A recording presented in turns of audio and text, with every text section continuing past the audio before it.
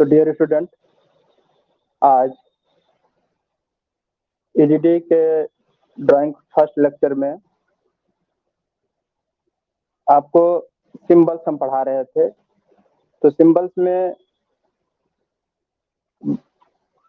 की आवश्यकता हमें तब पड़ती है जब हमें कहीं किसी प्लांट का लेआउट तैयार करना हो या बने हुए किसी लेआउट को पढ़ना हो, तो हमें सिंबल्स के बारे में जानकारी होनी चाहिए।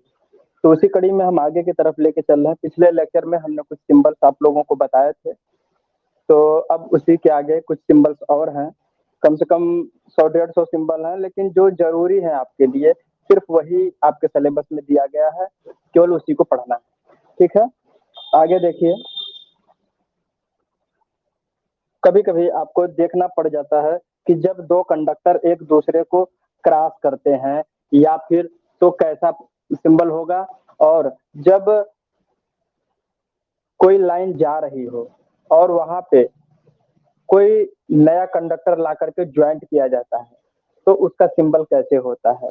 तो लिखिएगा हेडिंग में टर्मिनल और कंडक्टरों का कनेक्शन। टर्मिनल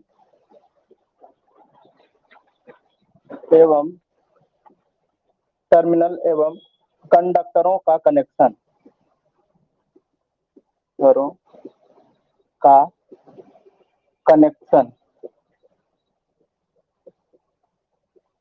या फिर कह सकते हैं संयोजन। ठीक है, तो देखिए, टर्मिनल का मतलब होता है वह स्थान जहां से हम एक नए बिंदु को ज्वाइंट करते हैं। जैसे कि ये कोई लाइन हमारी जा रही है, ठीक है, अब हमें यहाँ कनेक्शन देना है, एक कनेक्शन यहाँ देना है और एक कनेक्शन यदि हमें यहाँ देना हो और ये हमारा कंडक्टर जा रहा है, तो हम क्या करेंगे कि इस पॉइंट को इससे ला करके जोड़ देते हैं, ज्वाइंट कर देते हैं। तो इसको कहा जाता है टर्मिनल कनेक्शन या कंडक्टरों का कनेक्शन कहा जाता है। ठीक है, ये पॉइंट है, इसको हम इस लाइन से यहीं से कनेक्ट कर देंगे। ठीक है, इस सोर्स को, इस डिवाइस को यहाँ से क्या करेंगे, वायर के माध्यम से कनेक्ट कर देंगे। तो ये होता है हमारा टर्मिनल कनेक्शन।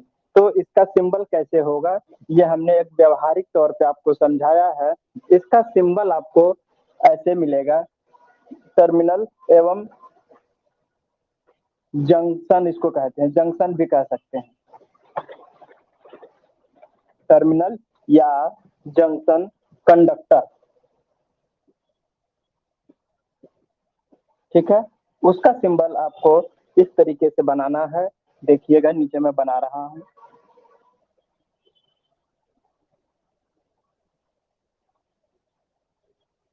एक इस तरीके से आप लाइन खींचेंगे और यहाँ पे एक बिंदु डॉट बनाएंगे और ऐसे टी बना देंगे। ये आपका हो गया टर्मिनल कनेक्शन या junction of conductor.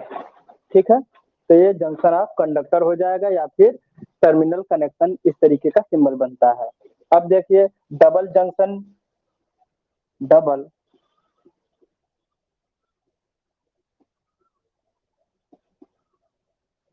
Junction conductor.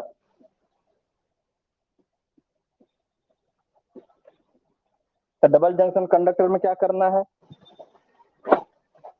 एक लाइन इस तरीके से जा रही है, हमने यहाँ से कनेक्शन कर दिया या फिर एक यहाँ से कर दिया, तो ये क्या हो गया आपका डबल जंक्शन कंडक्टर। ठीक है, डबल जंक्शन कंडक्टर। या एक से अधिक आपको कई दिशाओं में ले जाना है, तो एक सिंबल इस तरीके से भी बन सकता है, यहाँ पे डॉट दिखा देंगे। ठीक है, एक सिंबल ये है, इसके दो सिंबल हैं, एक ये है और एक ये है, दो हो गए। ठीक है, बना लीजिए इसको।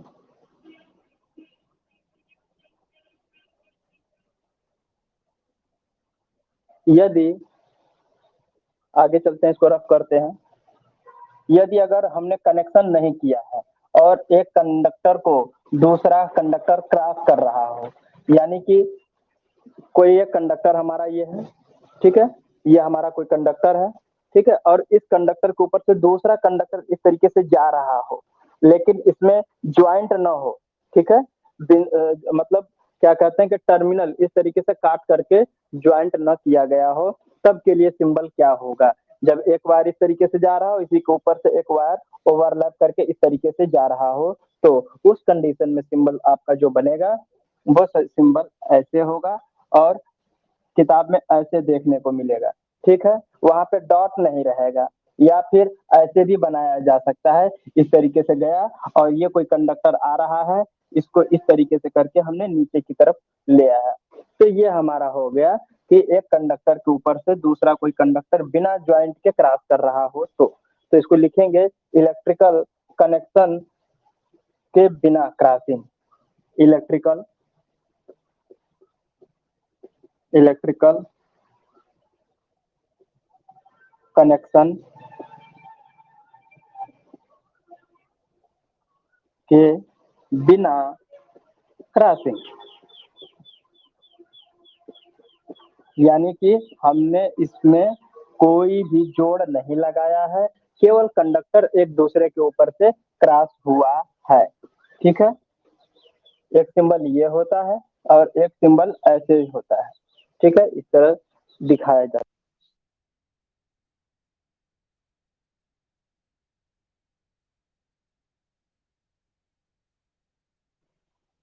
हेलो,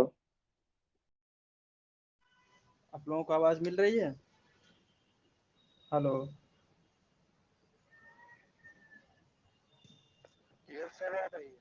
आवाज मिल रही है? मुझे तो नहीं आ रही है।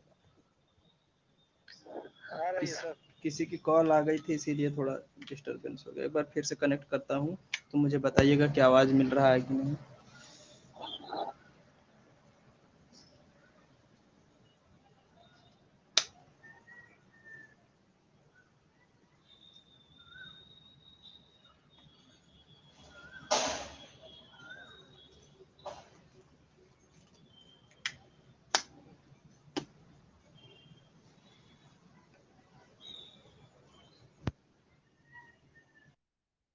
अब बताइए, आवाज मिल रही होगी? चलिए ठीक है, अब आगे चलते हैं। अब आगे चलते हैं। सर्किट एलिमेंट के बारे में तो जानते ही होंगे, सिंबल कैसे होता है। सर्किट एलिमेंट का मतलब ये हो गया। हाँ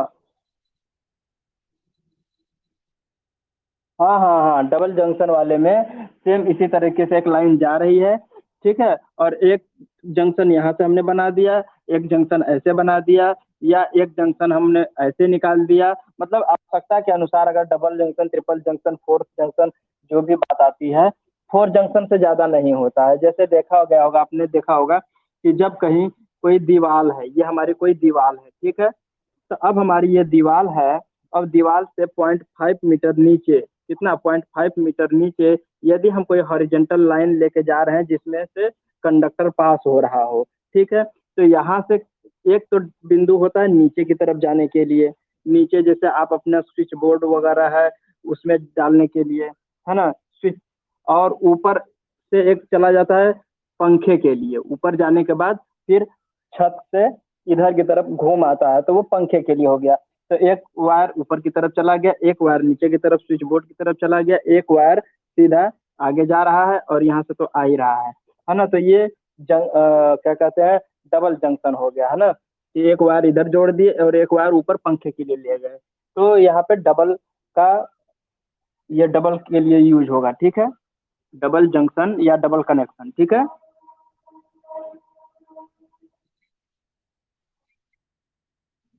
हाँ हाँ, देखिए, अगर ये हमने लाइन खींच लिया और यहाँ से जंक्शन हमने ऐसे बना दिया और यहाँ पे डॉट लगा देंगे तो ये जंक्शन हो गया। अगर हम डॉट नहीं लगाते हैं, ये डॉट अगर नहीं लगाते हैं, इस तरीके से डॉट लगा देंगे, या कहीं कहीं सिंबल आपको किताब में इस तरीके से देखने को मिलेगा कि इस तरीके से भी बना हुआ मिलेगा, तो इसका मतलब है कि जंक्शन बिंदु है, ठीक है, क्या है, जंक्शन बिंदु है। यदि यदि अगर आपको इस तरीके से ना मिले, इस तरीके से कुछ मिले, तो इसका मतलब हो जाएगा कि वहां पे जंक्शन नहीं किया गया है, बशर्ते वहां पे कंडक्टर एक दूसरे को क्रॉस कर रहे हैं।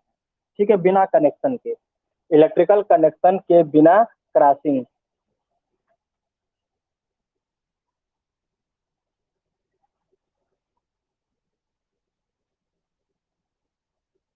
के संकेत, ऐसे लिख लीजिए, इलेक्ट्रिकल कनेक्शन के बिना क्रॉसिंग के संकेत। ठीक है, ये हो जाएगा। और डबल जंक्शन वाला ये हो जाएगा, दो काम आ जाएंगे। ठीक है, या फिर ऐसे भी होगा, कनेक्शन गया, एक कनेक्शन हमने अपने यहाँ कर दिया, एक कनेक्शन यहाँ कर दिया, यहाँ पे ऐसे डॉट दिखा देंगे कि यहाँ पे हमने ज्वाइंट कर रखा है। ठीक है, बात समझ में आ गई डबल वाले के लिए। आगे चले। अब देखिए, कुछ बात आती है सर्किट के एलिमेंट के बारे में। तो सर्किट में एलिमेंट एलिमेंट जानते हैं कितने प्रकार के होते हैं? एलिमेंट कहने का तात्पर्य यह है कि एक रजिस्टर होता है, वो भी एक एलिमेंट है, कैपेसिटर है, वो भी हमारा एक एलिमेंट है, वाइंडिंग है ना। तो ये सारे चीजों को कैसे रिप्रेजेंट करते हैं किसी सर्किट में। ठीक है, तो उसके लिए हम सिंबल का देखिए कैसे प्रयोग करते हैं। लिखिएगा, हेडिंग डालिएगा, सर्किट एलिमेंट। Circuit element. ठीक है, सर्किट एलिमेंट के लिए हम कैसे सिंबल इस्तेमाल करते हैं? जैसे नॉन रेजिस्टिव रेजिस्टेंस हो, कौन सा? Non resistive element. ठीक है, नॉन रेजिस्टिव एलिमेंट या non reactive register. Non reactive register.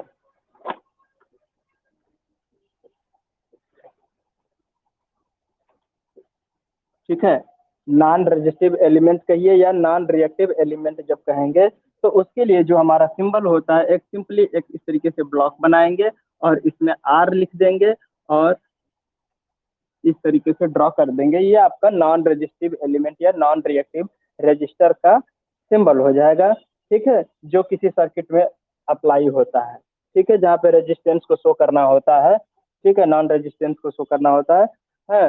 तो ये आपका सिंबल इस्तेमाल होगा। ठीक है, नॉन रिएक्टिव रेजिस्टेंस यहाँ पे छूट गया है, नॉन रिएक्टिव यहाँ भी होगा, रिएक्टिव। ठीक है, नॉन रिएक्टिव रेजिस्टेंस एलिमेंट या नॉन रिएक्टिव रजिस्टर भी कहते हैं। ठीक है, अब चलते हैं इम्पीडेंस। इम्पीडेंस का सिंबल कैसे बनेगा? इम्पीडेंस का सिंबल कैसे बनेगा? इम्पीडेंस के लिए क्या करते हैं आप? इस तरीके से जेड लिखेंगे और एक रेक्टेंगल बनाएंगे इस तरीके से, और इसको ऐसे बना देंगे, ये हो जाएगा आपका इम्पीडेंस का सिंबल हो जाएगा। कहीं भी सर्किट में इस तरीके से देखने को मिलेगा तो जान जाइएगा कि यह इम्पीडेंस का सिंबल है। ठीक है, अब आगे चलते हैं इंडक्टेंस या इंडक्टर के बारे में। ठीक है, तीसरा पॉइंट है इंडक्टेंस या इंडक्टर। इंडक्टेंस या इंडक्टर। इंडक्टेंस या इंडक्टर का बात आती है तो वहां पे एल से रिप्रेजेंट करते हैं। ठीक है, एल से रिप्रेजेंट करते हैं। और वाइंडिंग की बात की जा रही हो, कहीं वाइंडिंग इस्तेमाल हुआ हो, वाइंडिंग, तो उसके लिए जो सिंबल होता है इस तरीके से जनरली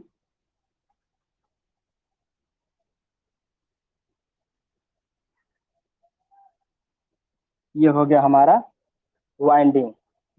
ठीक है, और कैपेसिटर या कैपेसिटेंस की जहां बात आती है, कैपेसिटर की केस में कैपेसिटर के लिए सिंबल क्या होता है? इस तरीके से इस्तेमाल करते हैं, ये कैपेसिटर का सिंबल हो गया। ठीक है,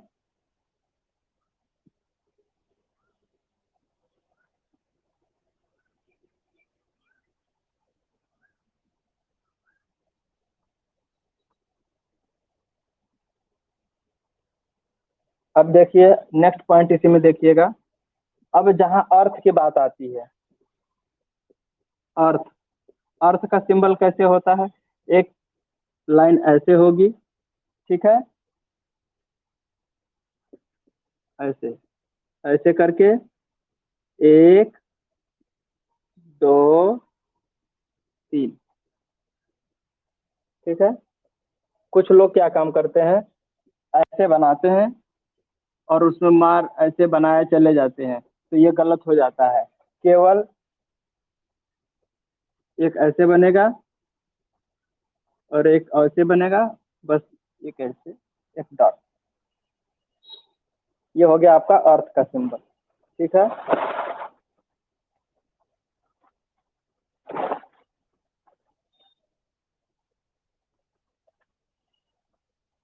नोट कर लीजिए।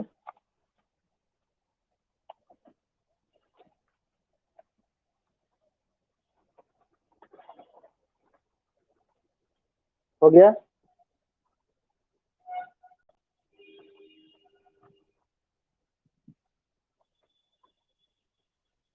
अब देखिए, इसको रफ करता हूं मैं। इसी में अभी और है, नोट कीजिएगा। अगर कहीं फॉल्ट आ गया, कहीं सर्किट में या किसी परिपथ में, जब कहीं कोई फॉल्ट आ जाता है, कोई दोष, शॉर्ट सर्किट, ओपन सर्किट, कुछ भी, तो ओपन सर्किट का तो सिंबल ओपन ही होता है। अगर कहीं शॉर्ट सर्किट या कहीं फॉल्ट का सिंबल आ गया, देखिए कैसे होता है फॉल्ट। जब कहीं सर्किट में फॉल्ट की बात होती है तो उसके लिए इस तरीके से सिंबल बनता है, ठीक है। ये फॉल्ट को रिप्रेजेंट करता है, किसको, फॉल्ट को, ठीक है।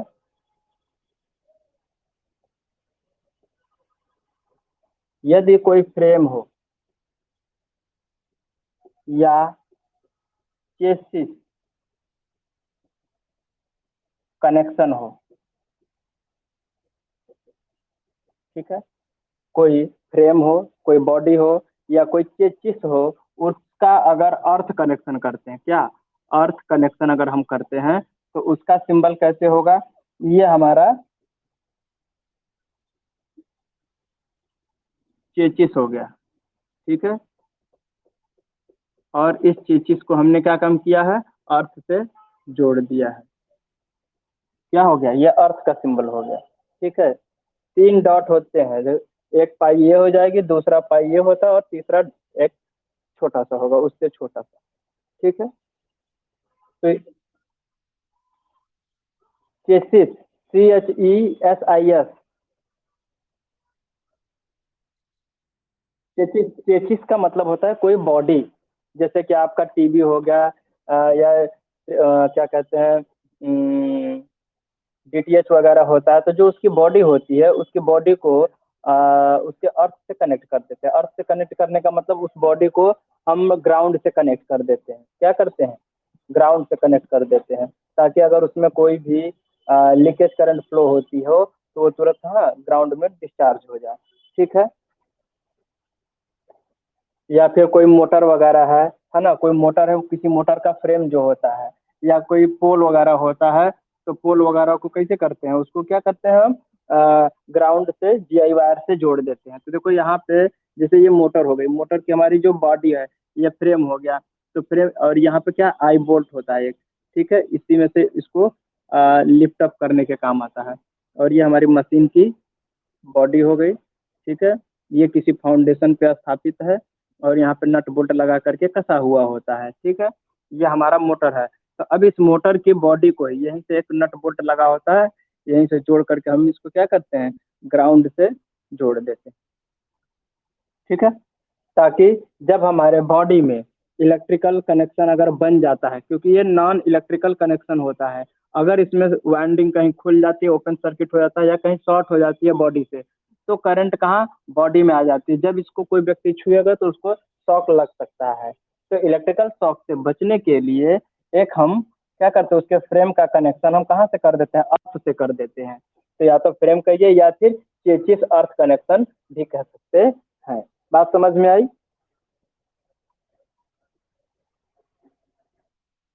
ठीक है। अब आगे चलते हैं।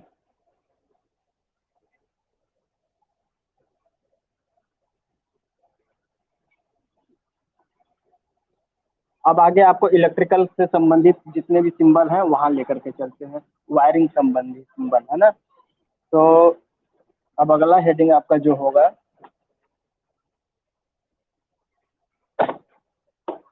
देखिए आपको बता दे रहा हूँ, ये जो किताब है देख रहे होंगे, ये किताब हमने लिखी है और हमारे कुछ सहयोगी टीचर हैं जिनकी मदद से किताब ने तैयार की है। ठीक है, इस पे नाम लिखा हुआ है हमारा, और इसमें बाकी सहयोगी टीचरों के नाम भी यहाँ पे लिखे हुए हैं, देख सकते हैं आप। दिख रहा है कि नहीं आप लोगों को?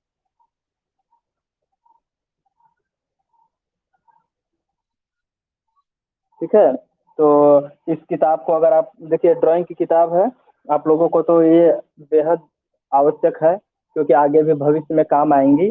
तो इसलिए किताबों को अगर आप मंगाना चाहते हो तो ऑनलाइन मंगा सकते हैं। ठीक है, ऑनलाइन मंगाना चाहते हो तो आप बताइएगा, अगर इच्छुक। आ क्या चाहिए सीएन पब्लिकेशन? चलिए कोई बात नहीं, अब मंगा लिए हैं तो कोई बात नहीं है ना। हाँ, बाकी जो लोग नहीं मंगाए होंगे तो इसको प्रिफर कीजिएगा, क्योंकि कई जगह पे किताबों में कहीं कुछ त्रुटियां भी मुझे मिली हैं। और इसमें एक बेहद खास बात यह है कि आप लोगों के लिए जो इलेक्ट्रिकल टूल्स से संबंधित जो है वो कहीं किताबों में नहीं मिलेगा। ठीक है, आप सेकेंड ईयर इलेक्ट्रिकल की ड्राइंग जब पढ़ेंगे तो उसमें कहीं टूल्स के बारे में कहीं नहीं लिखा हुआ है कि कितने टाइप्स के टूल्स होते हैं। तो उसके बारे में भी हमने यहाँ पे जिक्र किया है इस किताब में, कि बच्चों को ये जानकारी तो होनी चाहिए कि अगर हम किसी इलेक्ट्रिकल सिस्टम पे काम करने जा रहे हैं तो हमारे पास टूल्स कौन कौन से होने चाहिए, और ये जंक्शन वगैरह, वाहक नली, है ना, और उसके बाद कंडक्ट पाइप की कपलिंग कैसे करते हैं, हैमर के कौन कौन सा इस्तेमाल करते हैं, कितने टाइप्स के हैमर होते हैं, छैनिक वगैरह कैसे होता है, गुनिया वगैरह क्या होता है, रिंच वगैरह, है ना, और मशीन वाइज बेंच वाइज क्या है, बहुत सारी चीज़ों का हमने इसमें समावेश किया हुआ है, ताकि किसी व्यक्ति को या किसी भी नॉर्मल एक स्टूडेंट को भी पढ़ने में कोई दिक्कत ना आने पाए। ठीक है, वो अगर बिना एक अध्यापक के भी वो स्टडी कर सकता है, लेकिन कुल मिला जुला के एक अध्यापक जो होता है वो आपको समझने में थोड़ी सी आपकी मदद करता है, आपका सहारा बनता है। ठीक है, तो अब अभी मैं बता देंगे थोड़ी देर बाद कि किस नंबर पे आप लोगों को कॉल करनी पड़ेगी, और आपके यहाँ बकायदा ऑन पोस्ट से बाई पोस्ट आपके घर पे पहुंच जाएगा, और आप अपने डाक खाने से इसको रिसीव कर सकते हैं। और डाक खाने से मतलब क्या कहते हैं कि जो प्रकाशक, डायरेक्ट प्रकाशक जो आपके यहाँ भेजेंगे, तो वो आपसे कोई चार्ज इसका नहीं लेंगे, केवल पुस्तक का ही चार्ज लगेगा। तो हमारी दो किताबें हैं, एक है इलेक्ट्रिकल डिजाइन ड्राइंग, है ना, इलेक्ट्रिकल इलेक्ट्रिकल ड्राइंग, जिसको कहते हैं EDDE फर्स्ट। और दूसरी किताब हमारी है एनर्जी कंजर्वेशन, एनर्जी कंजर्वेशन। आपको ऑनलाइन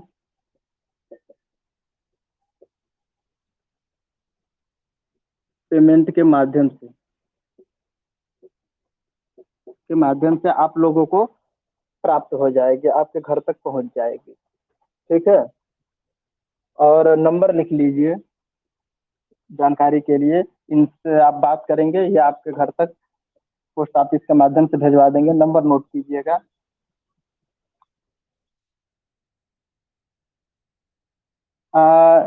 अमूमन हमने ड्राइंग की बुक, मेरे पास जो मुझे छप के मिली हुई है, 220 रुपये प्रिंट है। ठीक है, 220 रुपये तो इससे प्रिंट रेट है। और डिस्ट्रीब्यूटर से जब आप बात करेंगे तो आपको बता देंगे कि कितना चार्ज लगेगा, उसके हिसाब से आप उनको पे करेंगे तो वो आपको किताबें मुहैया करा देंगे आपके यहाँ। ठीक है, और आशा है कि एनर्जी कंजर्वेशन की बुक अभी मेरे हाथ में लगी नहीं है, भी पोस्ट ऑफिस में आने पहुंचने वाली है, एक आध दो दिन में वो भी मिल जाएगी। तो उसका भी रेट ज़्यादा नहीं होगा, 220 या 200 के लगभग आसपास ही होगा। ज़्यादा महंगी किताबें नहीं छपती है क्योंकि बच्चों को खरीदने में दिक्कत आती है ना, तो इसलिए मूल्य एक निश्चित ही रखा गया है। और देखिए, ये है नंबर 98 3750096। ठीक है, इससे आप फोन पे कर सकते हैं। क्या करेंगे? फोन पे करेंगे। पैसा आपका कहीं डूबेगा नहीं। ठीक है, आपको किताब प्राप्त हो जाएगी। इससे आपको फोन पे करना है, और एक बार आप कॉल करिएगा, बात कर लीजिएगा कि कितने अमाउंट हमें भेजने हैं। हमें दोनों बुक चाहिए। कौन सी? ईडीडी फर्स्ट की और एनर्जी कंजर्वेशन की। तो जो अमाउंट होगा आपको बता देंगे, और आप फोन पे कर दीजिएगा, और नीचे अपना एड्रेस लिख दीजिएगा। आपके नज़दीकी पोस्ट ऑफिस में पहुंच जाएगा, और आप वहां से रिसीव कर सकते हैं। दूसरा नंबर एक और दे देता हूँ, 7060509874। 7060509874।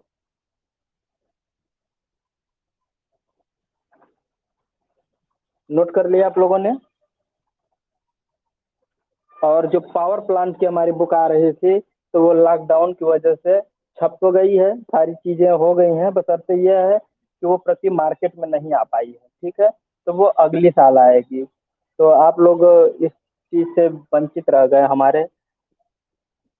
ठीक है, रफ करें इसको। नोट कर लिया सभी ने? चलिए,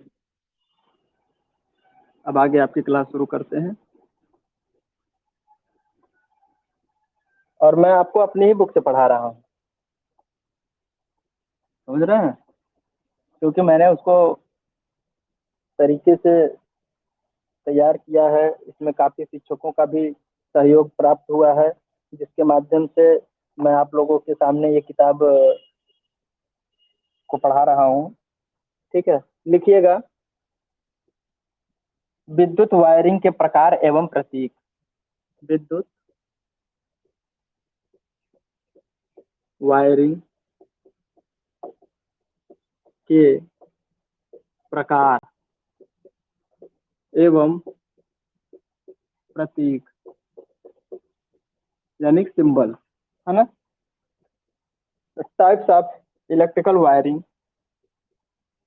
types of electrical wiring and symbol. ठीक है, पहला है general wiring. General wiring. General wiring कहने का मतलब साधारणतया जैसे आप लोग कोई केबल वगैरह बिछा करके कनेक्शन कर लेते हैं, तो वो आपका कहलाता है जनरल वायरिंग या सामान्य वायरिंग। ठीक है, उसको एक लाइन से ऐसे रिप्रेजेंट करते हैं। ठीक है, दूसरा है wiring on wall surface. Wiring on wall surface. ठीक है, वायरिंग ऑन वॉल सरफेस यानी कि दीवार की, जैसे ये हमारी दीवार है, इस दीवार की सतह पे जो हम वायरिंग करते हैं, उसको कैसे रिप्रेजेंट करते हैं? ये देखिए, ये हमारी सतह हो गई, और ये पीछे की दीवार हो गई। तो उसका सिंबल हम इस तरीके से बनाते हैं। ठीक है, वायरिंग ऑफ वॉल सरफेस, इसके लिए सिंबल आपका, ये हमारा क्या है? सरफेस। सरफेस के ऊपर की जो दीवार है, जो सतह है, इससे वायरिंग की गई है, तो उसका सिंबल इस प्रकार से है। और यदि यदि वायरिंग हम सरफेस के अंदर करते हैं, यानी कि ये हमारी दीवार है, तो दीवार को पहले थोड़ा सा गड्ढा कर लेते हैं उसमें। ठीक है, और उसमें पाइप वगैरह डाल करके हम वायरिंग करके उसके ऊपर प्लास्टर कर देते हैं, तो हमारी क्या हो गई? वायरिंग दीवार के अंदर छिप गई। क्या हो गई? दीवार के अंदर छिप गई, जिसको कहते हैं सतह के अंदर छिपी हुई वायरिंग, या फिर कहते हैं wiring under wall surface. Wiring under, हाँ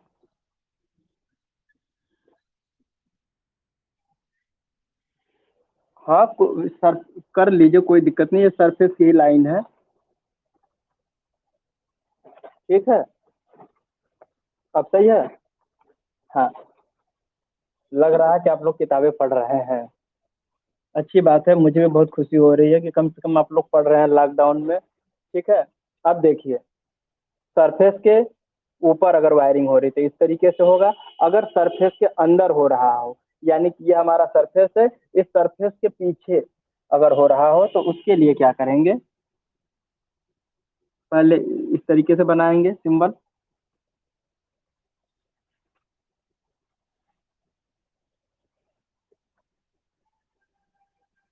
3 डॉट लाइन इस तरह बनेगी, 3 लाइन इधर भी बनेंगी, और ये सरफेस के अंदर वायरिंग हो गई। ये हमारा क्या हो गया, सरफेस के अंदर वायरिंग है। ठीक है, उसका सिंबल इस तरीके से होगा। ठीक है। अब आगे चलते हैं। अगला क्या है, अगला है वाहक नली या पाइप लाइन वायरिंग। वाहक नली या pipe line wiring. Pipe line wiring, इसको इंग्लिश में क्या कहते हैं, इसको इंग्लिश में कहते हैं कंड्यूट। कंड्यूट पाइप, है ना, कंड्यूट पाइप का मतलब नली हो गया। हाँ, या पाइप लाइन वायरिंग को लिखिए पाइप लाइन वायरिंग। ठीक है, पाइप लाइन वायरिंग, इसका सिंबल कैसे होगा,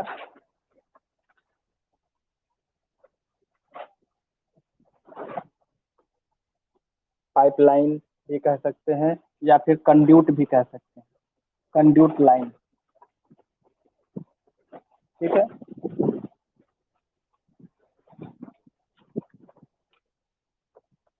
तो देखिए, पहला पॉइंट इसमें आता है,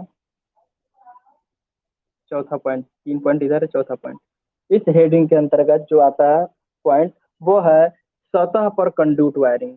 सतह पर कंड्यूट वायरिंग का मतलब हो गया conduit wiring on wall surface.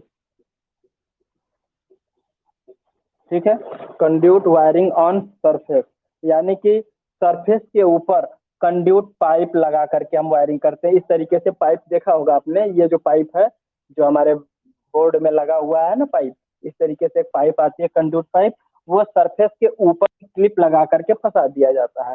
ठीक है, फिक्स कर दिया जाता है। तो उसका सिंबल कैसे बनेगा। ठीक है, तो जो ये सिंबल आपका है ऑन वॉल सरफेस, ये हो गया हमारा ऑन वॉल सरफेस का सिंबल हो गया। ठीक है, ऑन वॉल सरफेस का सिंबल है। बात आती है कंड्यूट की, तो कंड्यूट पाइप की जब बात आ जाती है तो यहाँ पे इस तरीके से एक सर्कल बना देंगे, ये क्या हो जाएगा, conduit pipe on wall surface. अब अगर अंडर सरफेस की बात होगी तो क्या होगा, कौन बताएगा,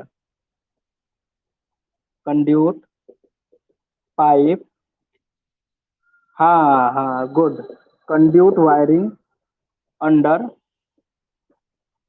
वॉल सरफेस, यानी कि सतह के अंदर वायरिंग। तो उसके लिए क्या हो जाएगा, इस तरीके से हमारा ये सरफेस हो गया, इधर भी हमारा एक सरफेस हो गया, और इस सरफेस की जो सतह है उसके अंदर, उसके अंदर नीचे, ठीक है, नीचे हमने बना दिया। तो ये हो गया सतह के अंदर वायरिंग।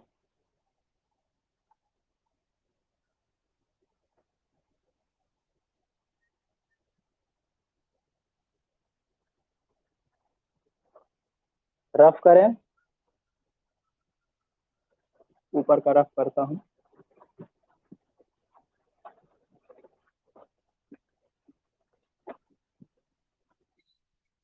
हाँ, नीचे वाला नहीं करेंगे रफ अभी, ऊपर वाला ही कर रहे हैं।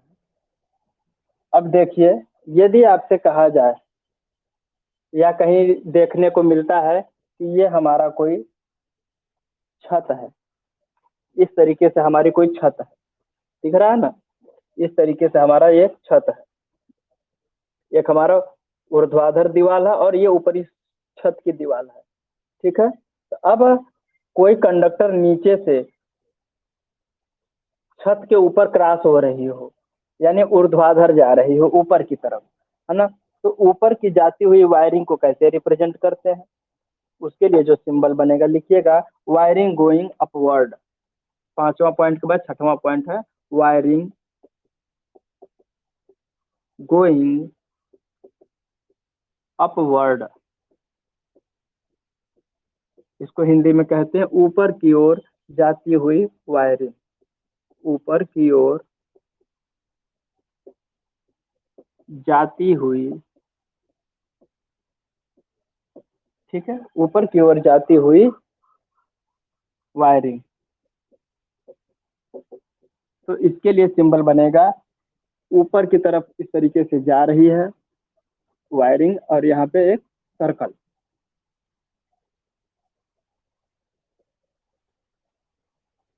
ये सर्कल दिख रहा है ना, ये सर्कल है हमारा, और ऊपर की तरफ वायरिंग जा रही है, ये रिप्रेजेंटेशन इसका है। अगर नीचे की तरफ वायरिंग आ रही हो तो क्या होगा, वायरिंग, हाँ, वायरिंग, ऑटो कहाँ कौन चला रहा है भाई, वायरिंग गोइंग डाउनवर्ड, ठीक है, वायरिंग गोइंग डाउनवर्ड। तो डाउनवर्ड में क्या हो जाएगा कि ये लाइन नीचे की तरफ रहेगी और सर्कल ऊपर की तरफ हो जाएगा, ठीक है। यानी कि नीचे जाती हुई वायरिंग, क्या लिखेंगे, नीचे जाती हुई वायरिंग, ठीक है, नीचे जाती हुई वायरिंग।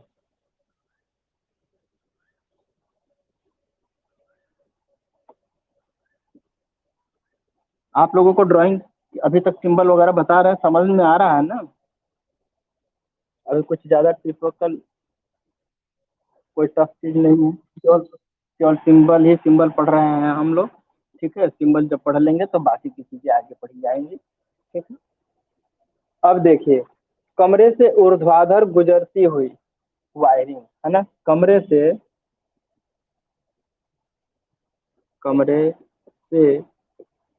ऊर्ध्वाधर जाती हुई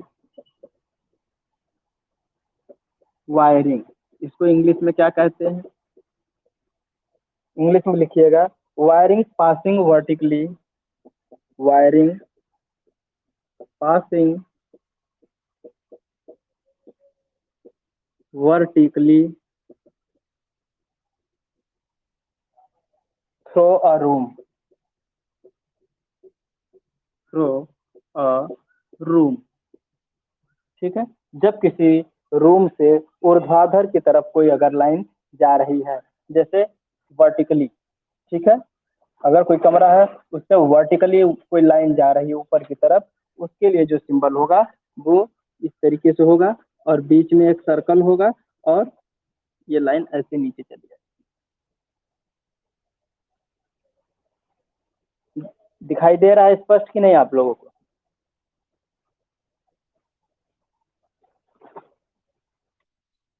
ओके।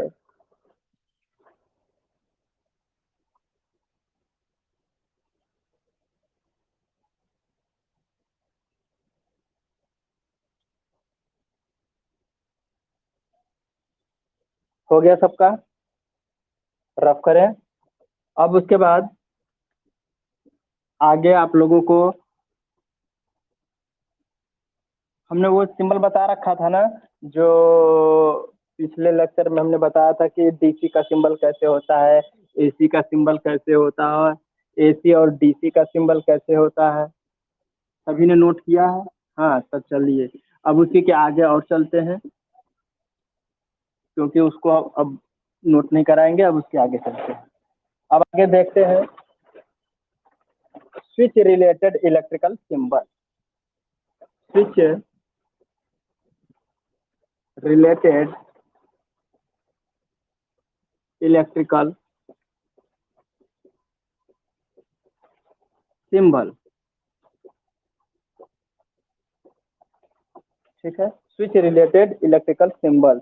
यानी स्विच संबंधी विद्युत प्रतीक। स्विच संबंधी स्विच संबंधी विद्युत प्रतीक। विद्युत प्रतीक या प्रतीक। ठीक है, स्विच संबंधी विद्युत प्रतीक। अब इसमें क्या है,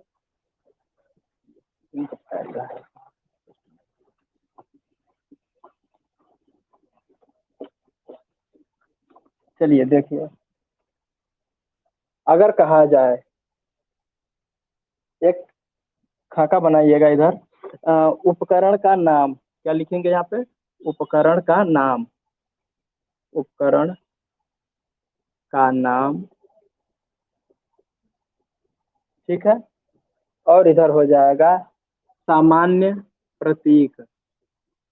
सामान्य प्रतीक या चिन्ह कह सकते हैं। ठीक है, सामान्य प्रतीक या चिन्ह। ठीक है, और परिपथ संबंधी चिन्ह। विद्युत परिपथ संबंधी चिन्ह। ठीक है, हो गया। 3 कॉलम इस तरीके से बनाइएगा। ठीक है, अब उसके बाद आगे चलते हैं। देखिए, एक मार्गीय स्विच की बात अगर करते हैं, एक मार्गीय स्विच यानी single way switch. Single, SINGLE, single way switch. Single way switch, ठीक है। तो सिंगल वे स्विच कर है।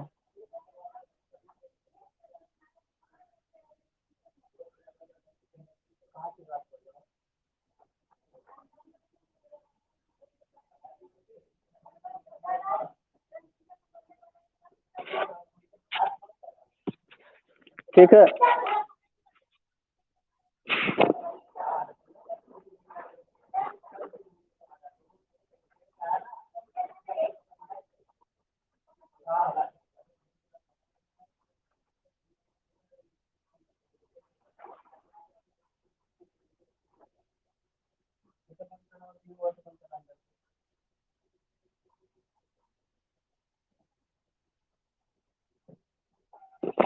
ठीक है।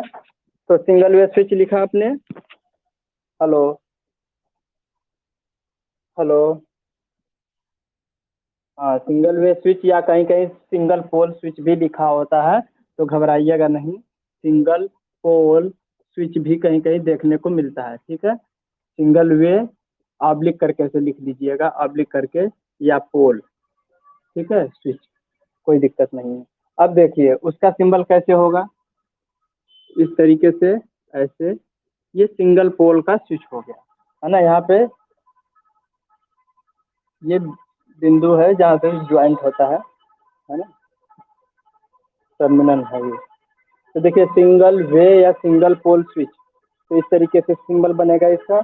और इलेक्ट्रिकल कनेक्शन कैसे होता है, इलेक्ट्रिकली आप विद्युत परिपथ में जब देखेंगे तो इस तरीके से आपको देखने को मिलेगा। ऐसे आप लोग बनाते आए हैं कि नहीं बनाते आए हैं, है ना। और यहाँ बनाते हैं, उसके बाद यहाँ पे क्या लिख देते हैं, एस। एस का मतलब होता है स्विच। देखा है कि नहीं कभी। अब आगे चलते हैं, दूसरा टू वे स्विच या double pole switch. Two way या डबल पोल स्विच। ठीक है, तो टू वे स्विच कैसे होता है, कुछ नहीं करना है, यही सिंबल फिर बनाइएगा। यहाँ पे एक सर्कल बनेगा, और यहाँ पे जो एक लाइन खींची हुई थी, यहाँ डबल लाइन हो जाएगा। ठीक है, ये हमारा कौन सा हो जाएगा, टू वे या डबल पोल स्विच। ठीक है, अब इसका इलेक्ट्रिकल सर्किट में देखने को कैसे मिलेगा, कि ये हमारी कोई इनकमिंग लाइन आ रही है। ठीक है, और यहाँ पे डबल लाइन आउटगोइंग पे है। ठीक है, अब हम करेंगे क्या, एक बार ये इससे अगर कनेक्शन डायरेक्शन में है तो दूसरी डायरेक्शन में ये क्या होगा, डॉटेड शो करेगा। ठीक है, अगर इस स्विच को दोबारा प्रेस कर दिया जाए तो इधर सप्लाई जाने लगती है और इधर डॉटेड हो जाएगा, ओपन हो जाएगा। ठीक है, बात समझ में आ गई। ठीक है, इसको एम से रिप्रेजेंट करते हैं। एम का मतलब हो गया मिडल पॉइंट, और ये हो गया नंबर फर्स्ट, या इसको कहते हैं नंबर टू। ठीक है, यानी कि यहाँ पे कोई लाइन L1 है, यहाँ पे कोई लाइन L2 है ना, दो लाइन हमने निकाल रखा है, तो ये सिंबल हमारा 2A के लिए हो जाएगा। किसी को कोई दिक्कत?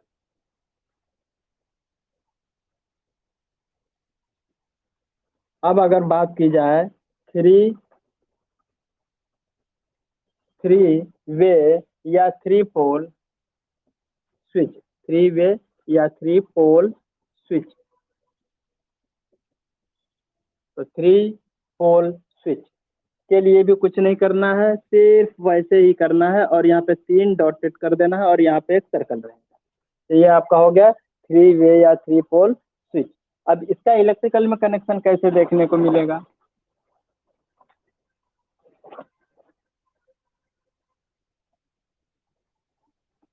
अब ये हमारे पास 3 लाइन है, एक लाइन L1 है, एक लाइन L2 है, एक लाइन L3 है, 3 लाइन है। ठीक है, एक बार अगर हम इसको कनेक्ट करते हैं, प्रेस करते हैं स्विच को, तो L1 से जुड़ जाएगा, तो L2 और L3 हमारा क्या होगा, ओपन हो जाएगा। ठीक है, जब दूसरी बार प्रेस करेंगे तो L2 स्टार्ट हो जाएगा, L1 और L3 ऑफ हो जाएगा, और तीसरी बार जब इसको हम स्विच को प्रेस करते हैं तो L3 ऑन हो जाएगा, L2 और L1 ओपन हो जाएगा। कोई दिक्कत? बोलिए। हम्म, तो यहाँ तक बात आसानी से समझ में आ रही है, अच्छी बात है। क्योंकि पिछली बार एग्जाम में इसी तरीके का सिंबल आया हुआ था, पूछा हुआ था इंटरमीडिएट स्विच के बारे में। तो इंटरमीडिएट स्विच कैसे होता है, चलिए आप देख लीजिए इंटरमीडिएट स्विच क्या होता है।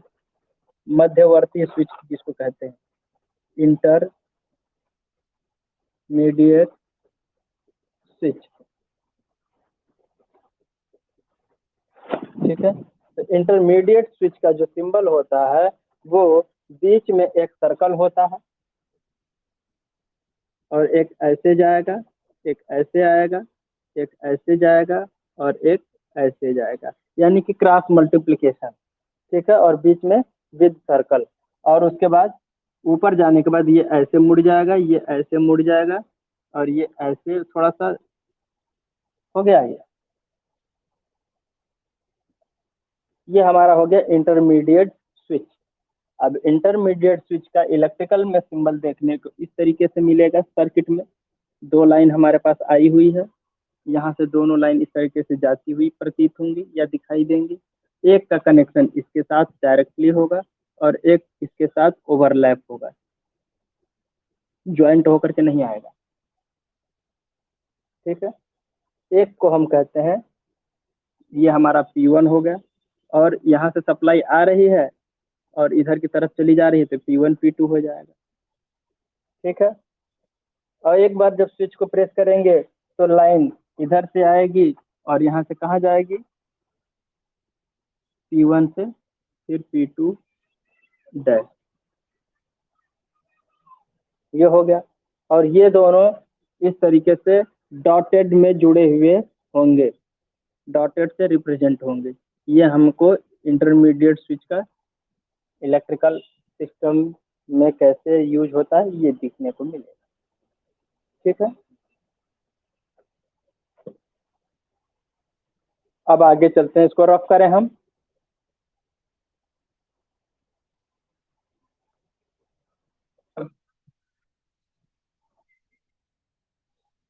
किसमें?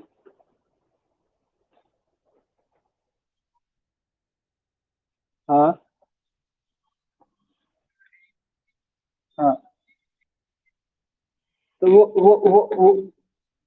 वो मल्टी पोजीशन हो जाएगा ना, मल्टी पोजीशन होगा।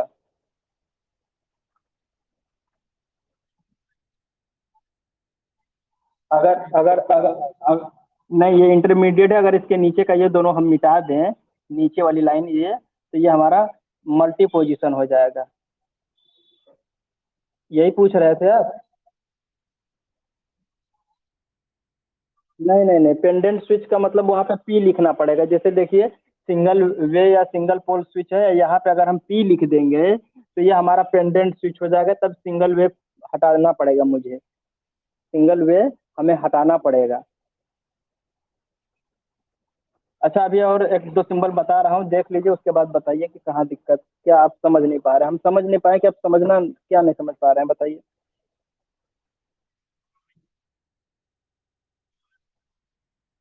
देखिए, टू वे स्विच के लिए एक इस तरीके से लाइन खींचेंगे और इस पे डबल लाइन इस तरीके से नीचे की तरफ, फावड़े की तरफ घुमा देंगे, तो ये डबल पोल स्विच का या टू वे स्विच का होता है। और टू वे स्विच का सिंबल देखिए यहाँ पे हमने आपको दिखाया है, ये देखिए ना। टू वे स्विच का मतलब ये हो, है ना। टू वे स्विच का मतलब ये हो गया कि ये लाइन हमारी आ रही है और दो लाइन यहाँ हमारी इस तरीके से, एक को हमने जोड़ दिया, एक को हमने डॉटेड दिखा दिया, यही दिखाया है। हाँ,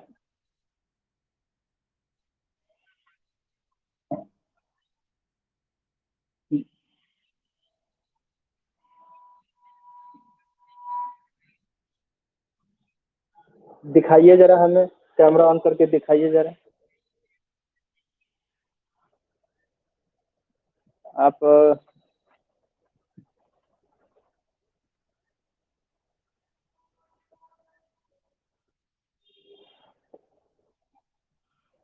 थोड़ा स्पष्ट नहीं दिख रहा है, थोड़ा सा उजाले में दिखाइए। अच्छा हाँ, वो ठीक है, वो भी सही है। ये भी सही है जो आप कह रहे हैं कि इस तरीके से है, और बीच में यहाँ पे एक सर्कल है, और एक इधर की तरफ मुड़ा हुआ है, एक इधर की तरफ मुड़ा हुआ है, ये भी सही है। ठीक है। हाँ हाँ, दोनों दोनों दोनों सही है, दोनों सही है, उसका भी इस्तेमाल कर सकते हैं। ठीक है, वो भी सही है। ठीक है, कोई दिक्कत अब? वो बिल्कुल सही है, वो उसमें कोई भी त्रुटि नहीं है, वैसे भी बनता है। अब आगे चलते हैं इसी में। मल्टी पोजीशन तक तो हो गया, अब पेंडेंट स्विच की बात करते हैं। ठीक है, पेंडेंट स्विच क्या होता है, कोई बताएगा हमें? पेंडेंट स्विच से आप क्या समझते हैं, पेंडेंट स्विच कैसा होता है, कहीं देखा है?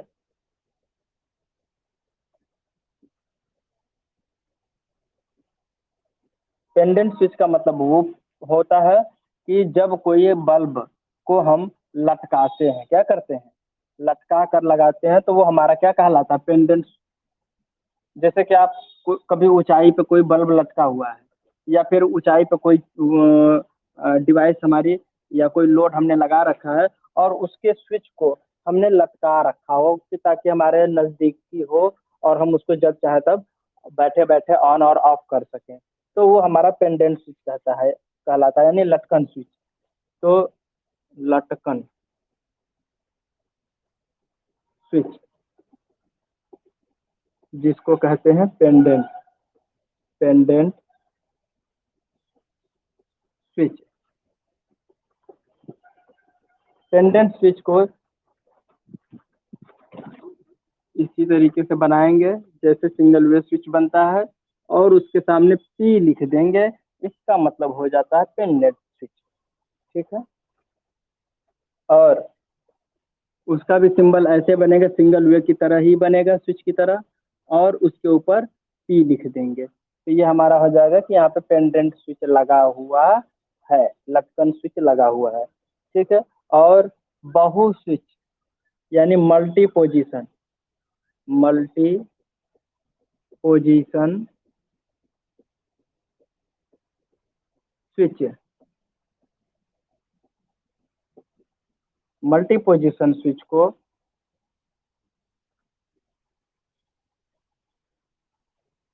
इस तरीके से हम बनाएंगे, ये हो जाएगा मल्टी पोजीशन स्विच। ठीक।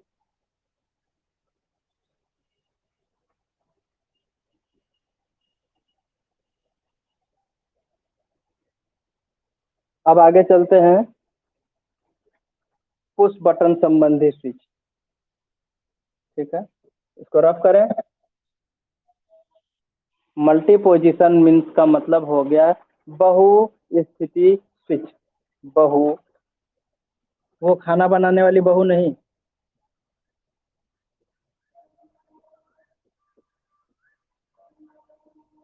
यहाँ पे बहु शब्द का मतलब, हाँ, इस स्विच का फंक्शन ये होता है कि अगर एक साथ हमने 10 लोड कनेक्ट किए हैं, कितने लोड कनेक्ट किए हैं, 10 लोड।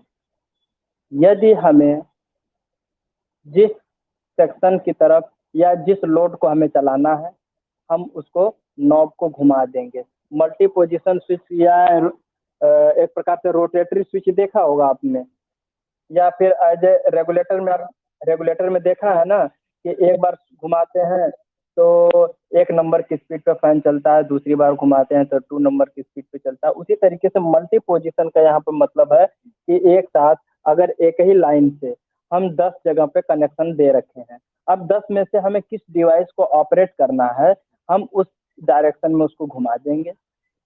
अगर चौथे नंबर पे हमने कनेक्ट कर रखा है चौथा लोड, तो चौथे नंबर पे हम घुमाएंगे तो चौथा लोड चलेगा, पहले पे घुमाएंगे पहला लोड चलेगा। यानी एक से अधिक डायरेक्शन में ले जाना जो होता है वो हमारा मल्टी स्विच कहलाता है।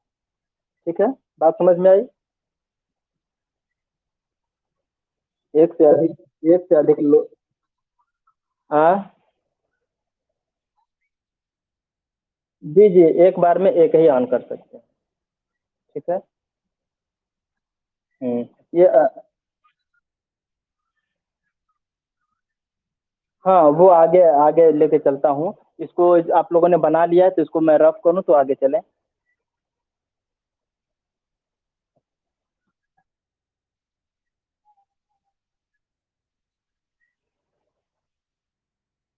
इंटरमीडिएट में क्या डायग्राम बना है, वो भी डायग्राम आप दिखा दीजिए, देख लें वो कौन सा डायग्राम है।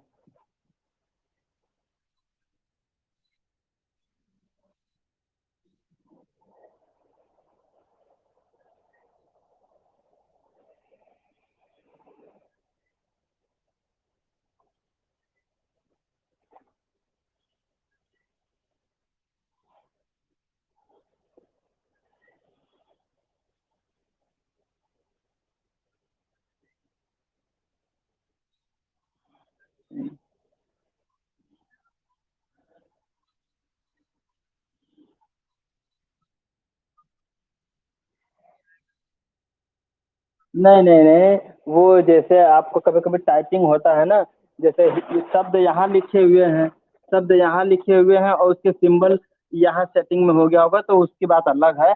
उसको आप एक एक लाइन पढ़िए और एक एक सिंबल की तरफ हाथ रखते जाइए, इधर वर्ड पढ़िए, इधर सिंबल पे हाथ रख के मिलाते जाइए, देखिए करेक्ट सिंबल पे ही आप पहुंचेंगे। है ना, टाइपिंग में थोड़ा ऊपर नीचे हो जाता है,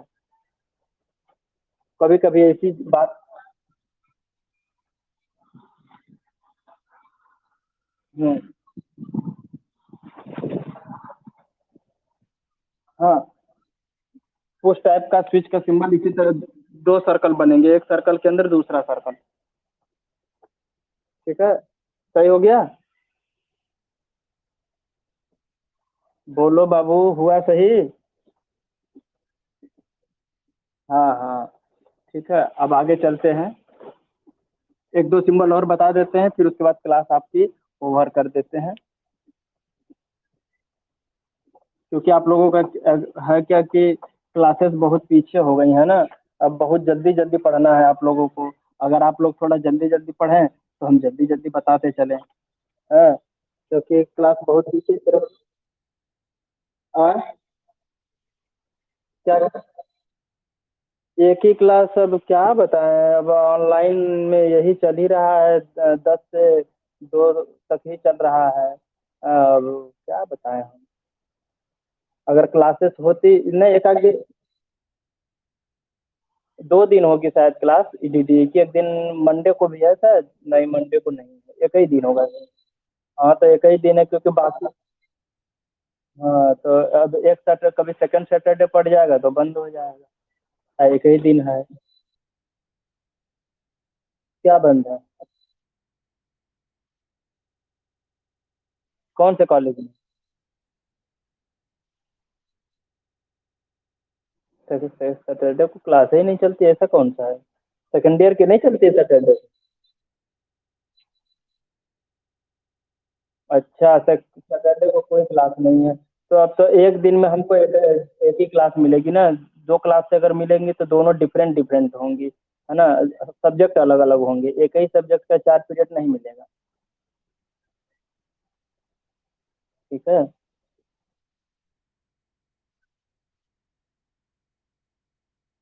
हाँ तो हाँ, अब हम भी घर पर ही है ना।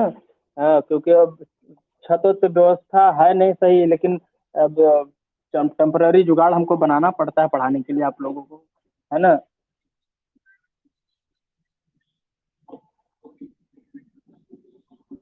अरे वो गवर्नमेंट का आदेश था ना, गवर्नमेंट का आदेश है, कॉलेज संस्था आपकी क्या करेगी। हमारे पास नोटिस आई हुई थी, प्राविधिक शिक्षा परिषद के सचिव की भी नोटिस आई हुई थी, तो इसमें कॉलेज के संस्था की कोई गलती नहीं है यहाँ पे। हाँ, बस यहाँ पे बोर्ड का जो सरकारी नियम कायदे हैं उसके हिसाब से चलना होता है ना। ऑनलाइन तक बंद करवा दिया गया तो उससे। हाँ, सैटरडे को भी होनी चाहिए। चलिए, तो देखिए जो सरकार नियम कायदे लगाएगी उसी पे लोग चलेंगे ही चलेंगे, मजबूरी है। हम बात करते हैं कि देखिए कुछ अगर हो सकता हो तो एक क्लास बढ़ाया जाए, वरना सिलेबस कवर नहीं हो पाएगा। हाँ, तो जैसा होगा वैसा बताएंगे। ठीक है। अब आगे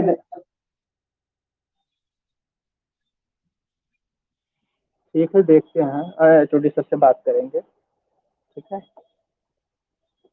दाब संबंधी, अगर आप लोगों को कोई दिक्कत होगा तो अपने एचओडी सर से भी डायरेक्टली संपर्क कर सकते हैं आप लोग। ठीक है। दाब संबंधी विद्युत स्विच, दाब संबंधी विद्युत स्विच। अब यहाँ पे क्या है ये देखिएगा। दाब संबंधी विद्युत स्विच, यानी इसमें लिखिए electrical symbol related to, electrical symbol related to, related to press, pressure switch, pressure या पुश बटन, प्रेशर या पुश बटन। ठीक है। प्रेशर कहिए, प्रेशर मतलब दाब, या पुश, पुश का मतलब दबाना या धकेलना।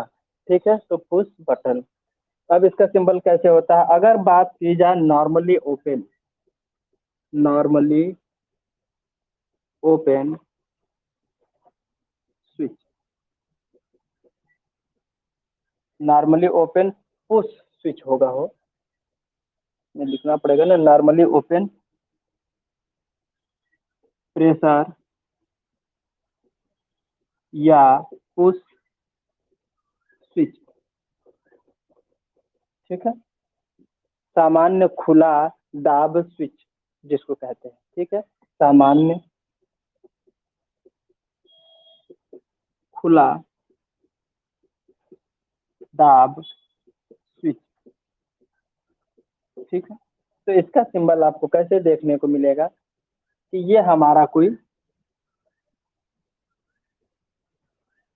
पुश बटन है। ठीक है, ये क्या है, हमारा पुश बटन है।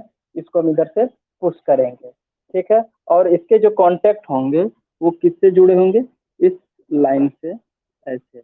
लेकिन इस यहाँ पे क्या है, देखिए दोनों के बीच में थोड़ा सा गैप है, इसका मतलब यहाँ पे ये ओपन है। ठीक है। Normally open pressure push switch. ठीक है। तो पुश बटन जो यहाँ पे है नॉर्मली ओपन है, इसको क्या कहेंगे, एन ओ टाइप। कौन सा टाइप, एन ओ टाइप, यानी नॉर्मली ओपन टाइप का प्रेस या पुश बटन है। ठीक है। और क्लोज टाइप का कैसा होगा, सामान्य बंद दाब स्विच। इंग्लिश में क्या लिखेंगे इसको, नॉर्मली, नॉर्मली क्लोज प्रेशर या पुश बटन। ठीक है। तो इसमें क्या होगा, ये जो हमारा नॉर्मली क्लोज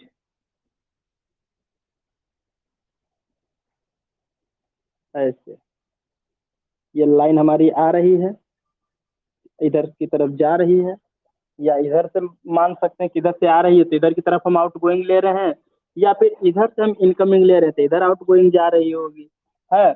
और ये हमारा क्या है, नॉर्मली क्लोज है, क्योंकि इससे सटा हुआ होगा, टच होगा। ठीक है, इन दोनों सर्कल से, दोनों टर्मिनल से ये हमारा क्या होगा, टच होगा, तो नॉर्मली क्लोज प्रेशर या पुश बटन कहलाता है। ठीक है,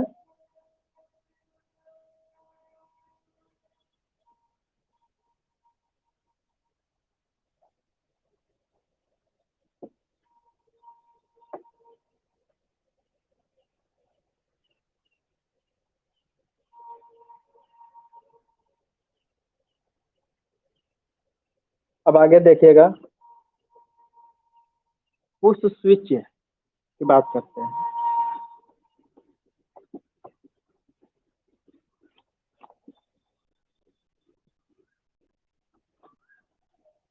पुश स्विच,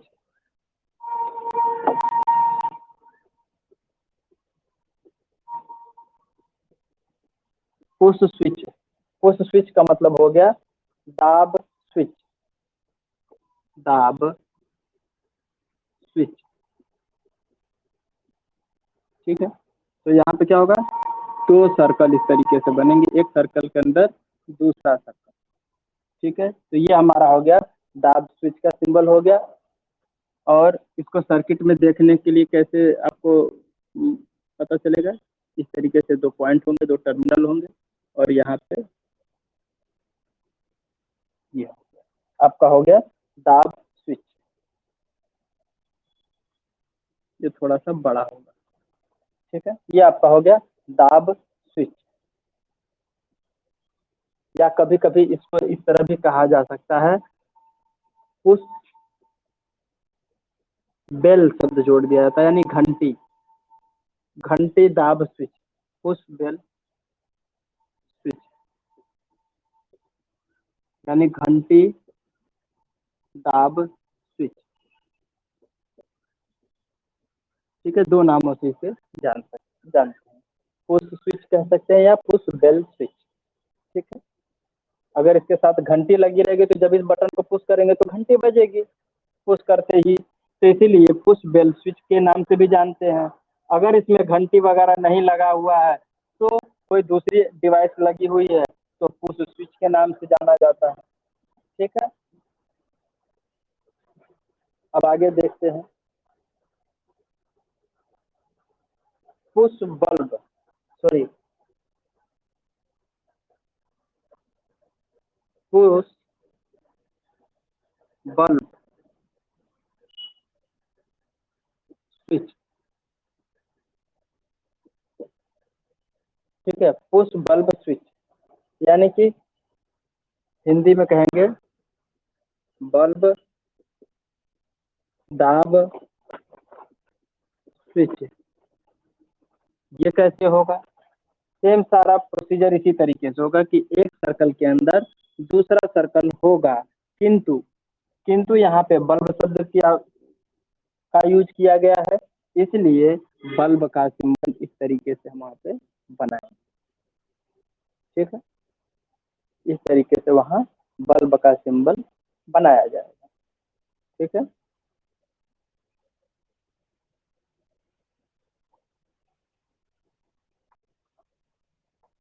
अब देखिए सर्किट ब्रेकर, सर्किट ब्रेकर का नाम सुना हुआ होगा आपने।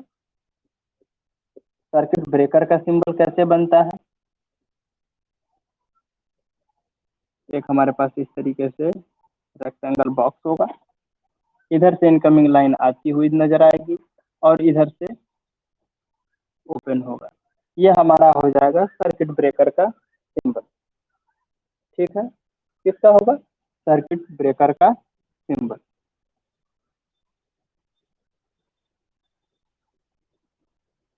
ठीक है, बना लीजिए इसको, ये ओपन है। ठीक है, यहाँ पे ओपन ही है, क्लोज मत कीजिएगा।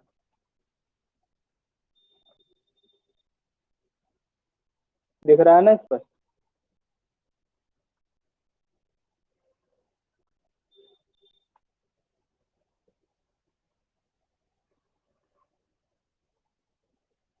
तो आज के लिए बस इतना ही।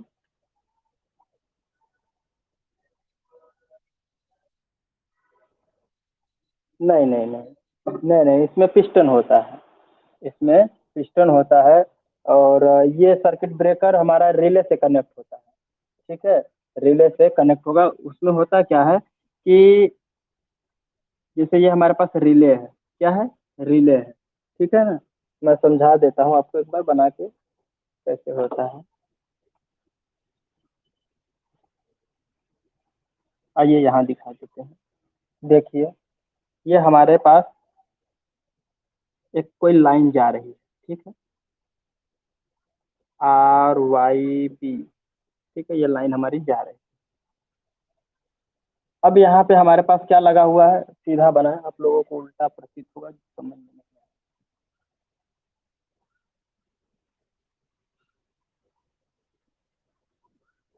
ये लाइन जा रही है RY, और ये हो गया B।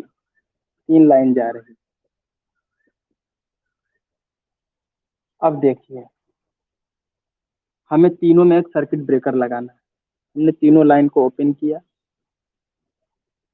ठीक है। और यहाँ पे एक सर्किट ब्रेकर लगा दिया।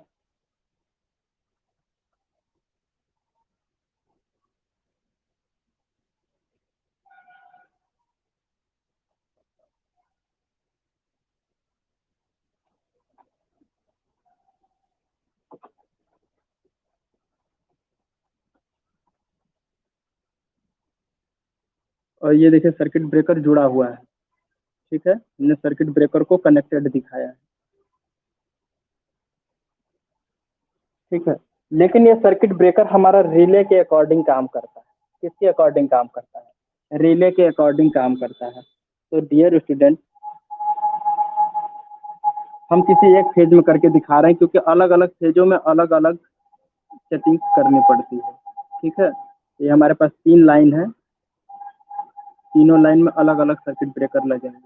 तो हमने कहा कि सर्किट ब्रेकर हमने बी वाले लाइन में लगाया है। किस में लगाया है? बी फेस में हमने सर्किट ब्रेकर को लगा दिया है। ठीक है। जुड़ा हुआ दिख रहा है ना? बी फेस में यहाँ पे सर्किट ब्रेकर है, यहाँ पे दिख रहा है। अब हुआ क्या कि हमारे पास एक रिले है।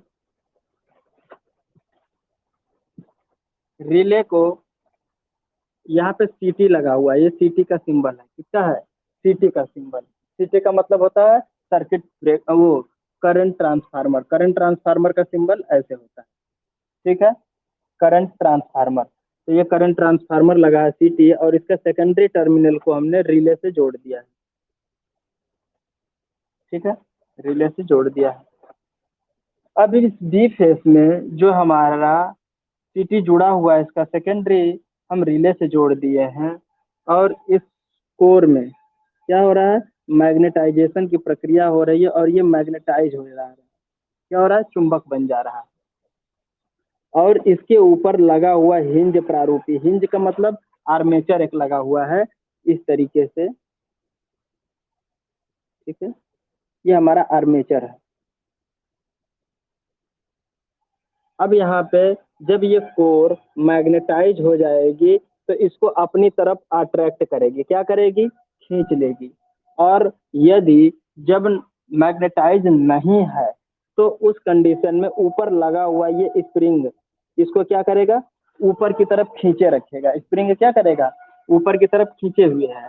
लेकिन जैसे ही नॉर्मल करंट से ज्यादा करंट अगर बी फेस में फ्लो होना प्रारंभ करता है, तो जाहिर सी बात है कि ये रेटेड करंट से ज्यादा होगा, तो इसमें मैग्नेटाइजेशन की प्रक्रिया ज्यादा होगी। तो चुंबक की स्प्रिंग द्वारा लगाया गया फोर्स एफ एस क्या है? स्प्रिंग द्वारा लगाया गया फोर्स एफ एस कम पड़ जाएगा, यानी कमजोर हो जाएगा। और चुंबकीय फोर्स यानी कि फोर्स ऑफ मैग्नेटाइजेशन FM, है ना? तो ये जब ज्यादा हो जाएगा तो इसको नीचे की तरफ खींचेगा। और जैसे ही ये नीचे की तरफ आएगा, तो यहाँ पे दो संपर्क होते हैं। ये दो संपर्क जो है मूविंग कॉन्टेक्ट कहलाते हैं, MC, है ना? मूविंग कॉन्टेक्ट कहलाते हैं, MC। ये दोनों कॉन्टेक्ट आकर के कहाँ होंगे? इस पे टच हो जाएंगे। ये दोनों इस कॉन्टेक्ट पे आकर टच हो जाएंगे। ये दो बिंदु दिख रहा है ना आपको, यहाँ पे हमने दो बिंदु दिखाए हैं। एक बिंदु ऊपर वाले आर्मेचर में जुड़ा हुआ है, 2 पॉइंट है ना, और 2 पॉइंट हमारे पास नीचे है। तो ये जब एक दूसरे से शॉर्ट होंगे तो क्या होगा कि इसके सापेक्ष एक क्वाइल बनी हुई है। इस क्वाइल को बोलते हैं ट्रिप क्वाइल। क्या बोलते हैं? Trip coil. जब ट्रिप क्वाइल एनर्जाइज्ड हो जाएगी और यहाँ पे लगा क्या होगा, बैटरी लगा होगा। ठीक है, ये पॉजिटिव है, ये नेगेटिव है। तो ट्रिप क्वाइल से जुड़ा हुआ, अब ये बैटरी लगी हुई यहाँ पे ओपन है तो करंट फ्लो होगा? नहीं फ्लो होगा। और जब ये मैग्नेटाइज ज्यादा होगा तो ये नीचे की तरफ आके चुंबकीय आकर्षण की वजह से इसमें चिपक जाएगा। जैसे ही इसमें चिपकेगा तो ये संपर्क क्या होंगे, एक दूसरे से जो बने हुए हैं ये इससे शॉर्ट हो जाएंगे। जब इससे शॉर्ट होंगे तब क्या होगा कि बैटरी जो जुड़ी हुई है इस क्वाइल में, ट्रिप क्वाइल में करंट फ्लो होगा। ठीक है, जब करंट फ्लो होगा तो ये चुंबकित हो जाएगा। क्या हो जाएगा? चुंबकित हो जाएगा।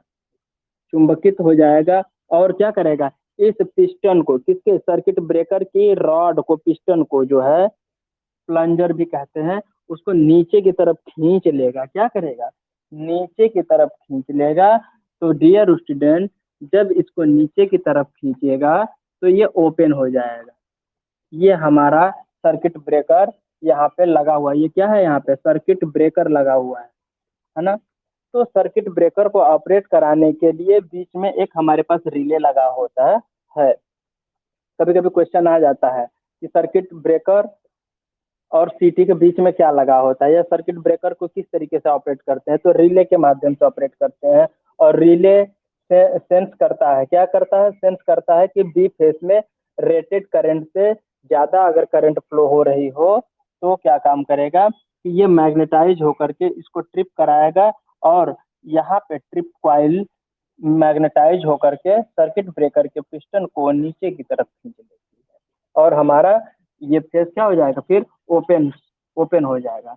बी फेस क्या हो जाएगा? ओपन सर्किट हो जाएगा। और जैसे ही धारा का मान जीरो हो जाएगा, इधर से फ्लोइंग करंट का मान जीरो हो जाएगा, फिर रिले क्या होगा,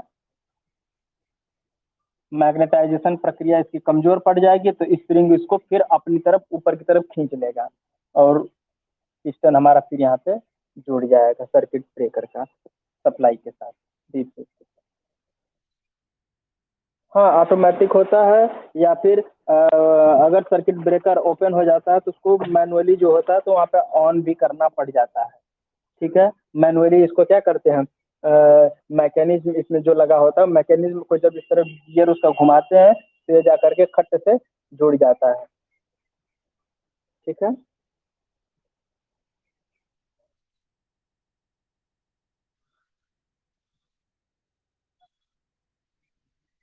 हाँ, एक बार दबाएंगे तो ऑन हो जाएगा, दूसरी बार दबाएंगे तो ऑफ हो जाएगा। कभी कभी आपने, जैसे जैसे क्या चीज? हाँ हाँ, हाँ हाँ, समरसेबिल में लगा होता है, या इन्वर्टर वगैरह भी होता है, तो उसमें भी आप देख सकते हैं कि एक बार दबाते हैं तो सप्लाई ऑन हो जाती है, इन्वर्टर से सप्लाई पास होने लगती है, और उसी बटन को दोबारा प्रेस कर देते हैं तो सप्लाई कट जाती है, आउटगोइंग सप्लाई बंद हो जाती है। हाँ, उसमें ऑन और ऑफ वाला अलग होता है। इन्वर्टर में देखिए ना, इन्वर्टर में तो मैं बता रहा हूँ, इन्वर्टर में पुश बटन पुश बटन, अरे गोल सा सर्कल में नहीं देखा है, इस तरह से देखिए।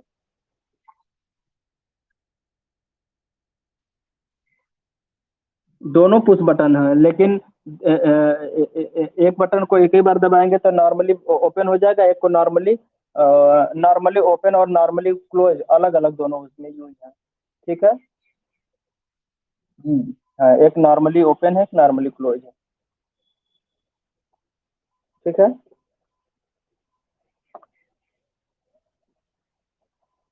तो आज की ऑनलाइन क्लास यहीं पे समाप्त की जाती है। ठीक है।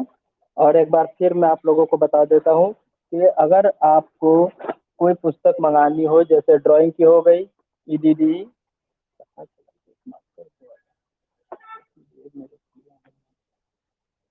हाँ, तो अभी कितने लोगों ने भी बुक नहीं मंगाई है?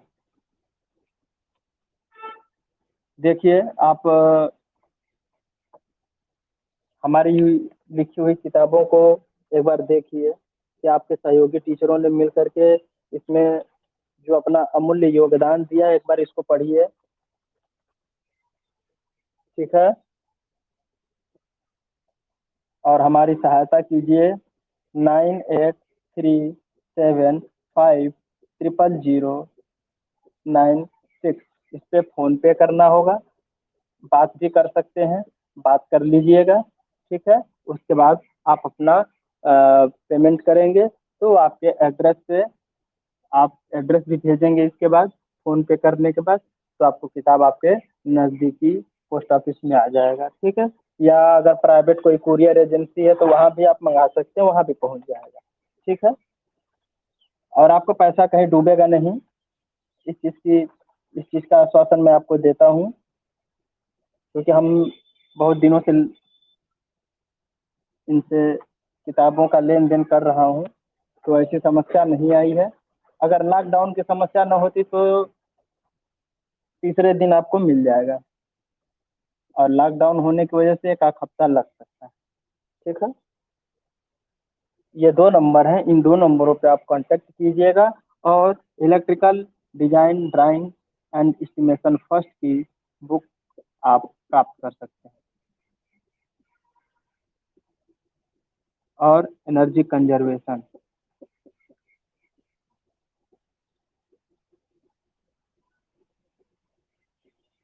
क्योंकि पिछले साल मैं किताबों को पढ़ा रहा था, लेकिन कुछ चीज़ें मुझे अस्त व्यस्त लगी और कुछ पॉइंट न स्पष्टतः मिल पाया, तो इसीलिए हमने उस चीज़ को भी इंक्लूड किया है, ताकि सिलेबस के अकॉर्डिंग एक भी पॉइंट छूटने ना पाए।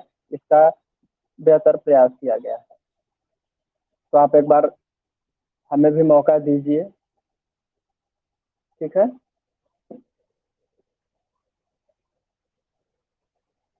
सुन रहे हैं?